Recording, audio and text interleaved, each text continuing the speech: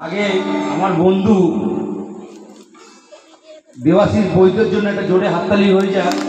তিনি আমাদের বঙ্গ বাঙালি সাহিত্য পর্ষদ সংগঠনের আজকেকার অনুষ্ঠান সভাপতি এবং সঞ্চালনার দায়িত্বে রয়েছেন নিজেই। তার জন্য একটা জোরে হাততালি হয়ে যায়। তার রিকোয়েস্টে আজকে দুটো কবিতা আমাকে বলতে বলা হয়েছে। তো আজকে যেভাবে সকালে যেভাবে বাচ্চারা পার্টিসিপেট করেছে দেখে মনে হলো যে নতুন কিছু করা যেতে পারে। সেই নিয়ে আমি আগে অল্প কিছু বিস্তার বলবো, তারপরে কবিতাটা বলবো। এখানে উপস্থিত আমার সকল ছোট ছোট বন্ধু ভাই বোন যারা আছে তাদেরকে আন্তরিকতা এবং ভালোবাসা।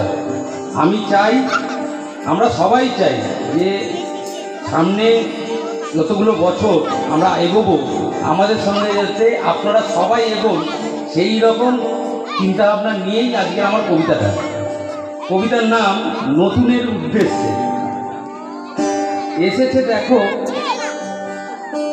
আলোর ছটা, দিক দিগন্ত ভেসে, হাসবো মোরা নতুন ভাবে নতুন ভোরের দেশে। উলুর ধ্বনি শঙ্খ সুরে করব তাদের বড়, আনমনেতে লিখছি কথা অগোছালো চয়ন।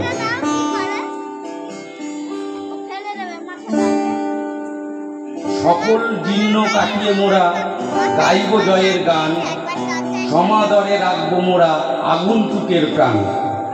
মুষ্টিমেয় বলয় গুঁড়ো ভাঙব করা ঘাতে, প্রতিজ্ঞাবদ্ধ থাকবো মোরা প্রতিটি সুপ্রভাতে। নতুনভাবে পুঁতব মোরা মূল্যবোধের বীজ, মাথা তুলে চলবো সবাই গাইব জয়ের গীত। ধন্যবাদ। অসাধারণ অসাধারণ একটি কবিতা, নিজের লেখা কবিতা শোনালেন শ্রীযুক্ত কিশোর নস্কর মহাশয়। আমাদের অনুরোধে আরও একটি কবিতা তিনি পাঠ করবেন।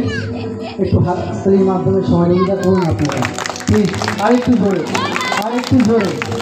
তিনি স্বর্ণপদক প্রাপ্ত একজন কবি, কিন্তু আমরা এত কাছে থেকে অনেকেই আমরা জানি না তিনি স্বর্ণপদক প্রাপ্ত। ধন্যবাদ সকলকে। এখন কবিতা আবৃত্তি করছে শ্রীযুক্ত কিশোর নস্কর মহাশয়। আমার একটি স্বরচিত কবিতা আমি লিখেছিলাম অচেনার আনন্দে।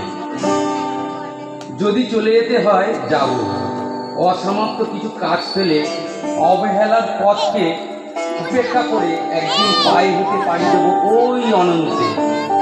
জানি কখনো এই পৃথিবী সুনীল থাকবে, কত মানুষের মুখে মুখরিত হবে এই রাজপথ। কয়েকটি স্বপ্নহীন রাত্রির শেষে মলিন হাসি হেসে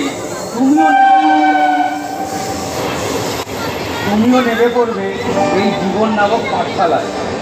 তবুও চলে যেতে হয় যাব, সূর্যকে প্রদক্ষিণ করে তারায় হারাবো, ছায়াপথে আঁকবো ছবি। শীতের সমুদ্র থেকে কিছু রং তুলি নিয়ে রাঙিয়ে যাব এই বিশ্ব নিখিলকে। সীমানা ছাড়িয়ে ভূমিকে অনায়াসে অতিক্রম করে একদিন ইতিহাস হব। যদি চলে যেতে হয় যাব। ধন্যবাদ। Thank you.